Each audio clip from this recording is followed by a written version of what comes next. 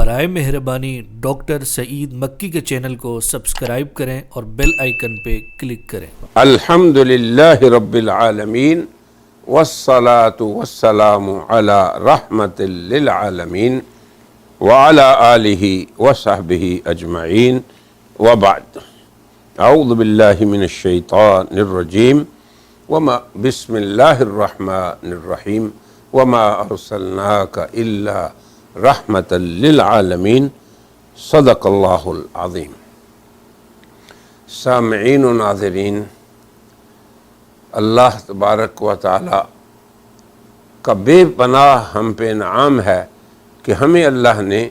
امت خیر الانام بنایا، اور ہمیں اللہ نے خیر امت اخرجت للناس بنایا، یعنی حضور اکرم صلی اللہ علیہ وسلم جو افضل الرسل ہیں اور خاتم النبیین ہیں، اور ان کی نسبت سے ہمیں اللہ نے خاتم الامم بنایا۔ اب اس کی فضیلت تو بیان کرنے کا موقع نہیں ہے، مگر یہ ضرور ہے کہ ہمیں جن ایام سے ہم گزر رہے ہیں ان میں اور اپنی زندگی کے ہر شب و روز میں ہمیں اسوہ حسنہ حضور اکرم صلی اللہ علیہ وسلم کی ذات عالی کو بنانا ہے۔ اب ابھی دیکھیں، چند روز پہلے ہم رجب میں تھے، اب شعبان میں داخل ہو چکے۔ کیا فرماتے تھے رسول اللہ صلی اللہ علیہ وسلم ان ایام میں؟ حدیث میں آتا ہے کہ رسول اللہ صلی اللہ علیہ وسلم رجب ہی میں یہ دعا فرماتے، اللہم بارک لنا فی رجب و شعبان، اے اللہ ہمارے لیے رجب اور شعبان میں برکت عطا فرما، وبلغنا رمضان، اور اے اللہ ہمیں رمضان تک پہنچا دے۔ اب دیکھیں، بلوغ رمضان اور شعبان اور رجب کے لیے برکات کی طلب، یہ حضور صلی اللہ علیہ وسلم کی دعا تھی۔ تو اللہ نے ہمیں رجب سے خیر و عافیت سے نکال کے ابھی شعبان میں پہنچا دیا ہے۔ تو اب اس مہینے کے اندر حضور اکرم صلی اللہ علیہ وسلم کے کیا اعمال تھے اور کیا وجہ تھی کہ آپ یہ دعا فرماتے تھے؟ تو یاد رکھیں، ایک حدیث میں ہے، ایک صحابی نے حضور اکرم صلی اللہ علیہ وسلم سے پوچھا کہ یا رسول اللہ، شعبان کے مہینے میں آپ اتنے روزے رکھتے ہیں کہ رمضان کے علاوہ کسی اور مہینے میں آپ ایسا نہیں کرتے۔ تو آپ نے فرمایا کہ یاد رکھ، رجب حرمت والا مہینہ ہے اور رمضان شہر اللہ ہے، ان دو مہینوں کے درمیان ایک ایسا مہینہ ہے، یعنی جو شعبان جس سے ہم گزر رہے ہیں، اس میں لوگ بہت سے غفلت برتتے ہیں اس کے حق میں، یعنی شعبان جو ایک معظم مہینہ ہے اس کی تعظیم کو نہیں سمجھتے، اور پھر اس میں اعمال بندوں کے اللہ کے سامنے پیش ہوتے ہیں۔ تو میں چاہتا ہوں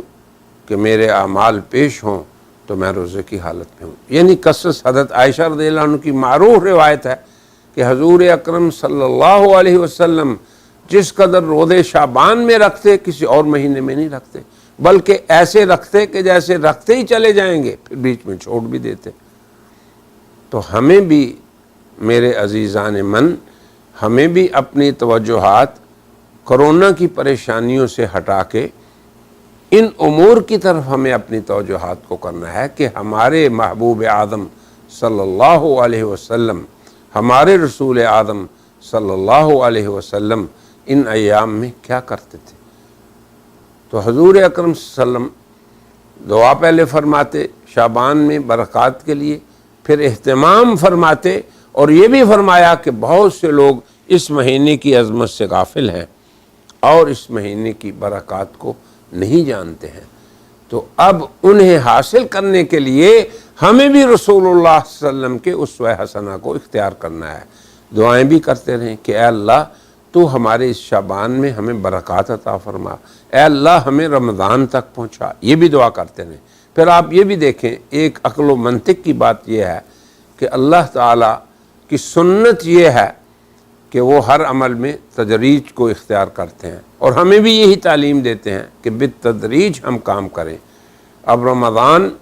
جو روحانی ترقی کا ایک آخری منزل کا مہینہ ہے، جس کے شب و روز کے فضائل ہم انشاءاللہ آئندہ حلقات میں بیان کریں گے، یعنی اس سے پیشگی استعداد، یعنی رمضان کے آنے سے پہلے ہی اس کے لیے تیاری، اسے ہم پیشگی استعداد کہتے ہیں، یعنی پیشگی تیاری اس مہینے کی عظمت کے لیے۔ تو اس خاطر حضور اکرم صلی اللہ علیہ وسلم اس مہینے کا احترام کرتے اور روزے رکھتے، اور پھر ابھارتے بھی لوگوں کو کہ اس مہینے کی عظمت کو جانو اور پہچانو، اور اس کے اندر آنے والی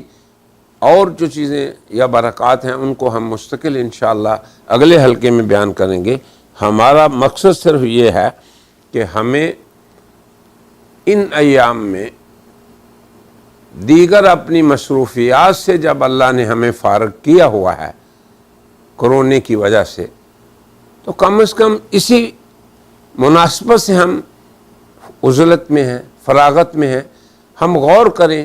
اپنے نبی کی سیرت پہ، اور ان سیرت کی بعض کتابوں کو باقاعدہ گھروں میں ہم پڑھیں، بچوں کے سامنے پڑھیں، مردوں کے سامنے پڑھیں، عورتوں کے سامنے پڑھیں، اور امہات المومنین کے واقعات کو اور حضور اکرم صلی اللہ علیہ وسلم کے شب و روز کو ہم اپنے بچوں کے سامنے بیان کریں، پھر خود نمونہ بنے ان ایام میں کہ حضور اکرم صلی اللہ علیہ وسلم نے کیسے ماہ شعبان کو گزارا۔ بس یہ ہماری گزارش تھی کہ ہم اس مہینے سے گزر رہے ہیں جسے حضور نے فرمایا کہ شعبان میرا مہینہ ہے۔ غور فرمائیں، میرا مہینہ اسے قرار دیا، رمضان کو اللہ کا مہینہ اور اسے اپنا مہینہ۔ تو حضور صلی اللہ علیہ وسلم کی خصوصیات کو ہم اختیار کریں تاکہ رمضان، یہ شعبان ہمارے نبی صلی اللہ علیہ وسلم کا مہینہ تھا، تو اسے بھی ہم اپنا مہینہ بنانے کی کوشش کریں۔ اور آگے ایک اور حدیث میں فرمایا کہ رمضان کا مہینہ طہارت کا مہینہ ہے۔ اب جیسے آدمی کسی عظیم کام کے لیے ظاہری تیاری بھی کرتا ہے، بدن کو بھی صاف ستھرا کرتا ہے،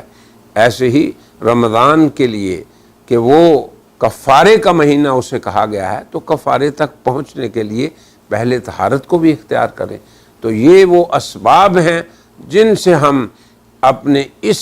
مہینے کے شب و روز کو حضور اکرم صلی اللہ علیہ وسلم کے مبارک اسوے اور اسوہ حسنہ کی اتباع میں گزار سکتے ہیں، اور ہماری توجہ ظاہری پریشانیوں، ظاہری بلایا اور وباؤں سے ہٹ کے پھر حضرت رحمت للعالمین صلی اللہ علیہ وسلم کی سنتوں کی طرف جب جائیں گے تو پھر ہم اسباب سے ہٹ کے مسبب الاسباب کی طرف رخ کریں گے۔ تو انشاءاللہ اللہ تعالیٰ سے پوری امید ہے کہ وہ ہم سے ظاہری وباؤں اور بلاؤں کو بھی دور کریں گے، اور ہمارے اندر ایمان کی جو مطلوبہ کیفیت ہے اسے بھی اللہ تعالیٰ ہمیں مزید طاقتور بنانے کی توفیق عطا فرمائیں گے۔ میری دعا ہے کہ حق تعالی شانہ ہمیں ہمارے محبوب کے اسوہ حسنہ پہ پورے طور پر عمل کرنے کی توفیق عطا فرمائے، اور خصوصاً گھروں میں بیٹھ کے جب ہم نے عزلت اور علیحدگی اختیار کر لی ہے، آئسولیشن کے ان ایام میں ہم اپنے اوقات کو ان امور میں گزاریں، سیرت النبی کی تلاوت پڑھیں، قرآن کریم کی تلاوت کریں، اور حضور اکرم صلی اللہ علیہ وسلم کے ازواج مطہرات کی زندگی کو پڑھیں، صحابہ کرام کی قربانیوں کو پڑھیں، اور پھر شعبان کے بارے میں جو چیزیں میں نے ذکر کی ہیں انہیں عملاً خود بھی اختیار کریں۔ روزے کی کثرت ہو، نوافل کی کثرت ہو، اور پھر اس کے اندر نئی اپنی طرف سے بدعات کو ایجاد نہ کریں۔ یہ بات یاد رکھیں، اور پختہ طور پر یاد رکھیں کہ سنت کے اندر قوت ہے، سنت کے اندر ہی اللہ تبارک و تعالیٰ کی رضا ہے، اور سنت کی اتباع سے ہی ہم اللہ تبارک و تعالیٰ کو بھی خوش کر سکیں گے، اور دنیا کی سعادت کے ساتھ ساتھ اخروی سعادت سے بھی مالا مال ہو سکیں گے۔ تو ہم سنت نبوی کی تلاش میں رہیں اور اس پہ پھر عمل پیرا بھی ہوں۔ میری سب حضرات سے یہی درخواست ہے کہ اللہ تعالی ہمیں ان ایام کو حضور اکرم صلی اللہ علیہ وسلم کے شب و روز کی طرح گزارنے کی توفیق عطا فرمائے۔ وآخر دعوانا ان الحمد للہ رب العالمین۔